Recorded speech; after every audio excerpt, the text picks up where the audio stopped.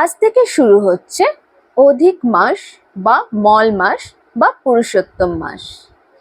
এই মাসে এমন কোন উপায় করব যে উপায়টি করলে আমাদের জীবন থেকে খুব তাড়াতাড়ি দুঃখ, কষ্ট এবং দারিদ্রতা দূর হয়ে যেতে পারে।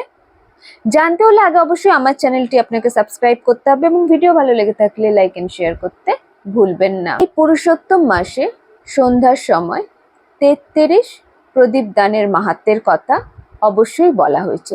এই 33 প্রদীপ দান কিভাবে করবেন, কেন করবেন সেটা জানতে আমার চ্যানেলে লং ভিডিও আছে, সেই ভিডিওটি অবশ্যই দেখুন। সেখানে আমি এই পুরুষোত্তম মাস বা মল মাস বা অধিক মাসে কি কি নিয়ম পালন করতে হবে এবং কি কি পালন করবেন না, মানে কি কি আপনারা করবেন না, সেগুলো সমস্ত বলা রয়েছে। আপনারা খুব সহজেই সেখান থেকে দেখে নিতে পারবেন। কমেন্টে অবশ্যই হরে কৃষ্ণ লিখে যাবেন।